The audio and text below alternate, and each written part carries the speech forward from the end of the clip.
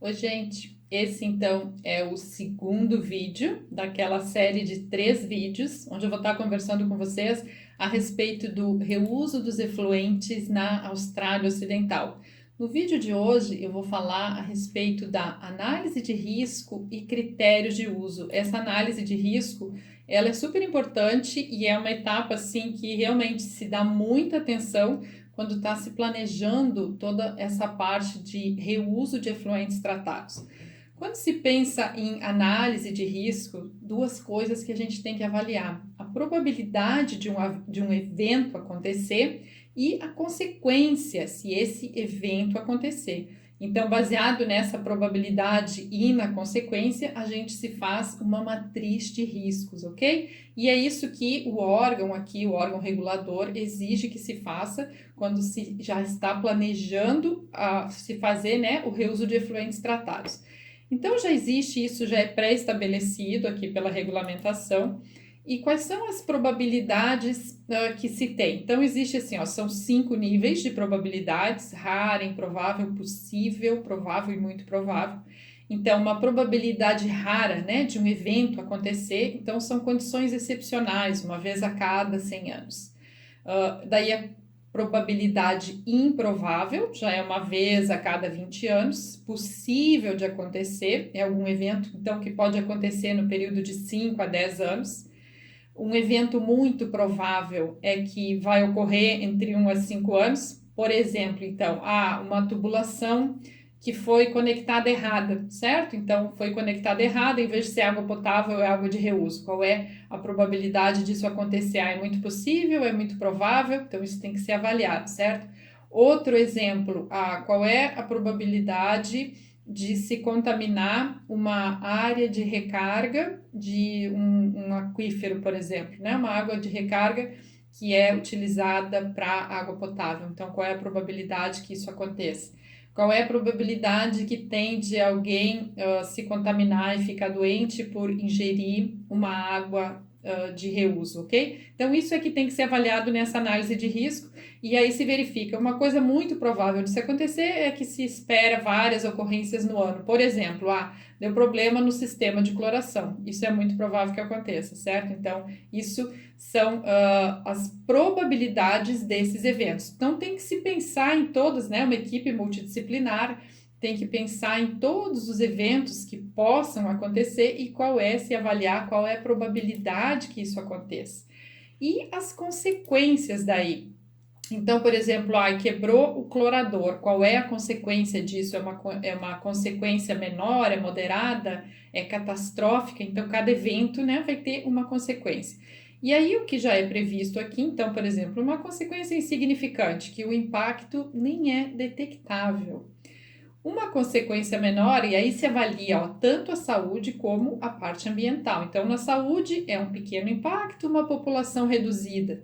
E no ambiente é um dano potencial ao ecossistema local e o impacto é contido no local, certo? E aí vai se, né, andando nessas consequências, vai se aumentando. Então, por exemplo, uma consequência maior já tem um grande impacto na saúde, mas é uma população reduzida ainda, mas um grande impacto na saúde.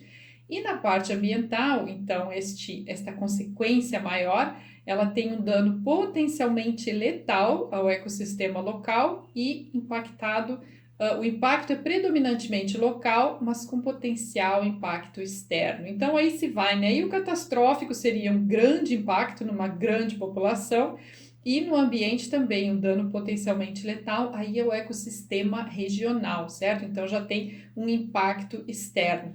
Isto que precisa ser avaliado quando se faz. Então, cada sistema de reuso precisa ser feito essa análise de risco. E, em função disso, se chega nessa matriz de riscos, onde se avalia, então, a probabilidade e a consequência e o risco. Então, por exemplo, um evento que tem uma probabilidade muito rara de acontecer e a consequência ela é insignificante, então isso tem um risco muito baixo, certo? Então, se gostaria de trabalhar sempre ali, né, onde o risco é baixo, que eu deixei em azul para vocês. E aí se tem então risco baixo, risco médio, risco alto e risco muito alto. E aí se teria lá, então, por exemplo, né, o risco muito alto seria uma consequência catastrófica e uma probabilidade já possível, por exemplo, uma probabilidade improvável também já me leva a uma consequência com risco muito alto. Isso precisa ser avaliado para cada possível evento, certo? Que vai acontecer quando está se utilizando. Então, por exemplo, eu utilizo o meu efluente tratado para dessedentação de animais. Qual é o risco de alguém se contaminar, do trabalhador se contaminar, do animal ficar doente? E por que eu preciso avaliar todos esses riscos? Para ver quais são as medidas que eu vou utilizar para mitigar esses impactos, para reduzir esses riscos. Então, talvez algum evento que tenha um risco, por exemplo, que seja médio, eu consigo fazer com que ele venha para um risco baixo. Eu preciso, né, mitigar, eu posso colocar formas de trazer esse risco para um valor menor, para um risco muito baixo. E já existe aqui usos estabelecidos, então, que, né, o órgão aqui ele fez, que é o que, como eu falei para vocês, é tipo a Secretaria da Saúde que faz isso. Então, já existe assim, ó, os usos previstos e qual é o nível de exposição, certo? Então, se a gente quer fazer, por exemplo, uma irrigação urbana com acesso e aplicação irrestritos, isso é um nível de exposição muito alto. Então, isso vai ter, conforme vocês vão ver no próximo vídeo, conforme esse nível de exposição, é que se requer o sistema de tratamento. Né? Os parâmetros que vai se ter vai ser em função desse nível de exposição. Então, aí nesse caso, né, um nível de exposição alto são múltiplas residências ou com reuso interno, onde eu vou ter descargas de sanitários, por exemplo, também posso utilizar em máquina de lavar roupa. Irrigação superficial, então, irrigação superficial se tem aqueles aerossóis. Então eu vou ter que precisar, né, uma qualidade de água muito, muito boa, porque o risco, o nível de exposição é muito alto, ok?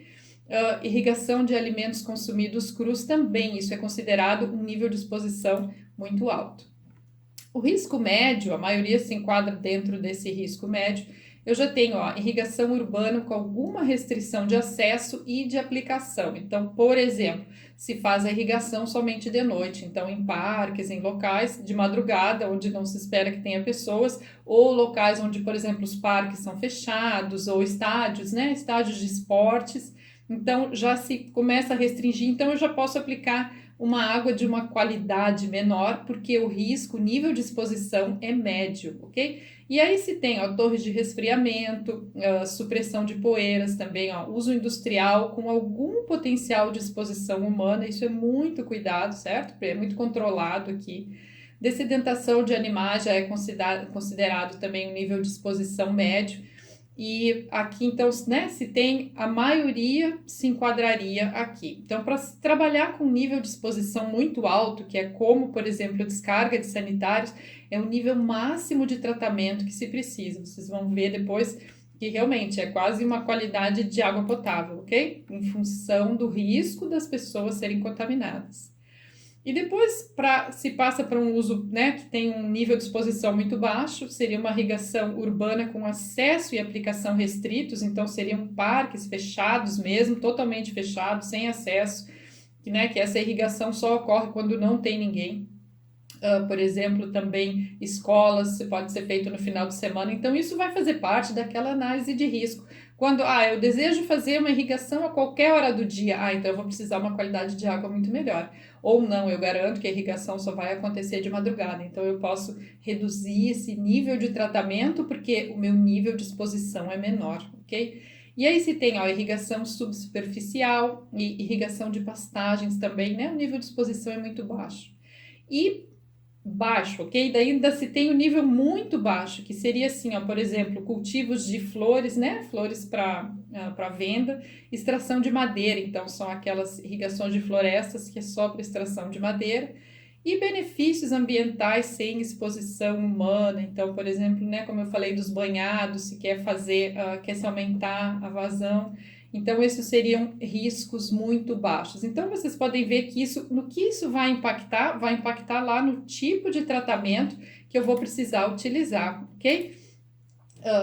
Quanto maior o risco de exposição, mais tratamento eu vou precisar, porque eu quero garantir que as pessoas não sejam contaminadas, não sejam expostas a qualquer contaminação, e eu também não quero fazer a contaminação do meio ambiente. Ok? Então ficamos aqui e no próximo vídeo a gente conversa mais um pouco, onde eu termino essa parte de reuso de efluentes aqui na Austrália.